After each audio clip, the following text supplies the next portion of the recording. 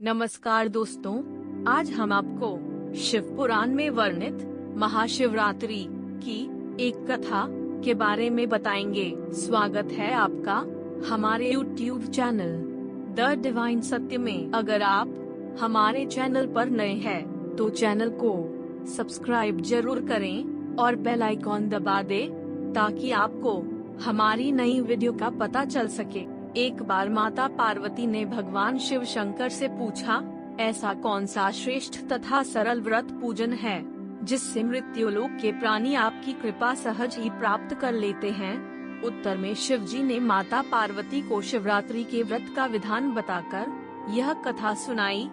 एक गांव में एक शिकारी रहता था। पशुओं की हत्या करके वह अपने कुटुंब को पालता था। वह एक साहूकार का ऋणी था, लेकिन उसका ऋण समय पर न चुका सका।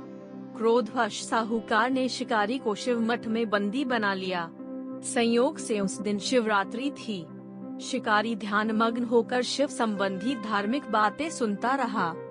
चतुर्दशी को उसने शिवरात्रि की कथा भी सुनी।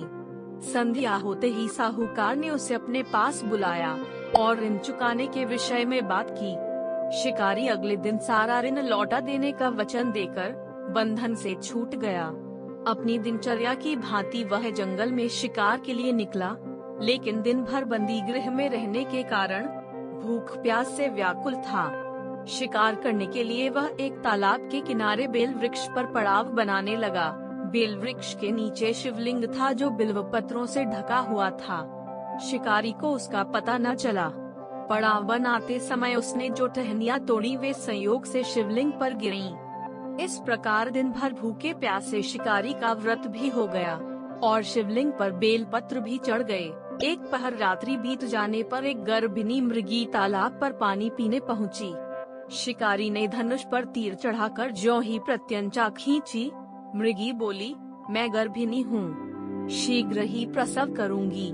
तुम एक साथ दो जीवों की हत्या करोगे जो ठीक नहीं है। मैं अपने बच्चे को जन्म देकर शीघ्र ही तुम्हारे सामने प्रस्तुत हो जाऊंगी, तब तुम मुझे मार लेना। शिकारी ने प्रत्यंचा ढीली कर दी और मृगी झाड़ियों में लुप्त हो गई। कुछ ही देर बाद एक और मृगी उधर से निकली। शिकारी की प्रसन्नता का ठिकाना न रहा। समीप आने पर उसने धनुष पर बाण चढ़ाया। तब उसे देख मृगी ने विनम्रता पूर्वक निवेदन किया, हे पारधी, मैं थोड़ी देर पहले ही ऋतु से निवृत्त हुई हूँ, कामातुर विरहिणी हूँ, अपने प्रिय की खोज में भटक रही हूँ। मैं अपने पति से मिलकर शीघ्र ही तुम्हारे पास आ जाऊंगी। शिकारी ने उसे भी जाने दिया। 2 बार शिकार को खोकर उसका माथा ठनका। वह चिंता में पड़ गया। रात्रि का आखिरी पहर बीत रहा था। तभी एक अन्य मृगी अपने बच्चों के साथ उधर से निकली। शिकारी के लिए यह स्वर्णिम अवसर था। उसने धनुष पर तीर चढ़ाने में देर न लगाई। वह तीर छोड़ने ही वाला था कि मृगी बोली, हे पारधी, मैं इन बच्चों को पिता के हवाले करके लौट आऊंगी। इस समय मुझे मत मार। शिकारी हंसा और बोला, सामने आए शिकार को छोड़ दूं? मैं ऐसा मूर्ख नहीं। इससे पहले मैं 2 बार अपना शिकार खो चुका हूँ। मेरे बच्चे भूख प्यास से तड़प रहे होंगे।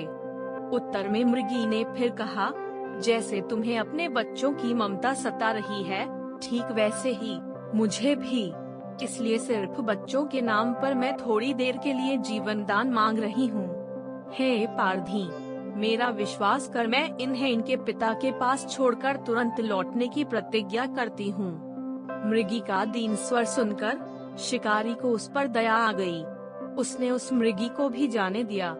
शिकार के अभाव में बेल वृक्ष पर बैठा शिकारी बेल पत्र तोड़ तोड़ कर नीचे फेंकता जा रहा था। पौ फटने को हुई तो एक हष्ट-पुष्ट मृग उसी रास्ते पर आया। शिकारी ने सोच लिया कि इसका शिकार वह अवश्य करेगा। शिकारी की तनी प्रत्यंचा देखकर मृग विनीत स्वर में बोला, हे पारधी भाई, यदि तुमने मुझसे पूर्व आने वाली 3 मृगियों तथा छोटे छोटे बच्चों को मार डाला है, तो मुझे भी मारने में विलंब न करो, ताकि उनके वियोग में मुझे एक क्षण भी दुख न सहना पड़े। मैं उन मृगियों का पति हूँ। यदि तुमने उन्हें जीवन दान दिया है तो मुझे भी कुछ क्षण जीवन दान देने की कृपा करो, मैं उनसे मिलकर तुम्हारे सामने उपस्थित हो जाऊंगा। मृग की बात सुनते ही शिकारी के सामने पूरी रात का घटना चक्र घूम गया। उसने सारी कथा मृग को सुना दी। तब मृग ने कहा, मेरी तीनों पत्नियां जिस प्रकार प्रतिज्ञाबद्ध होकर गई हैं, मेरी मृत्यु से अपने धर्म का पालन नहीं कर पाएंगी। अतः जैसे तुमने उन्हें विश्वास पात्र मानकर छोड़ा है, वैसे ही मुझे भी जाने दो। मैं उन सब के साथ तुम्हारे सामने शीघ्र ही उपस्थित होता हूँ। उपवास, रात्रि जागरण तथा शिवलिंग पर बेलपत्र चढ़ाने से शिकारी का हिंसक हृदय निर्मल हो गया था। उसमें भगवद शक्ति का वास हो गया था।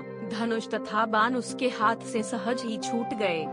भगवान शिव की अनुकंपा से उसका हिंसक हृदय कारुणिक भावों से भर गया। वह अपने अतीत के कर्मों को याद करके पश्चाताप की ज्वाला में जलने लगा।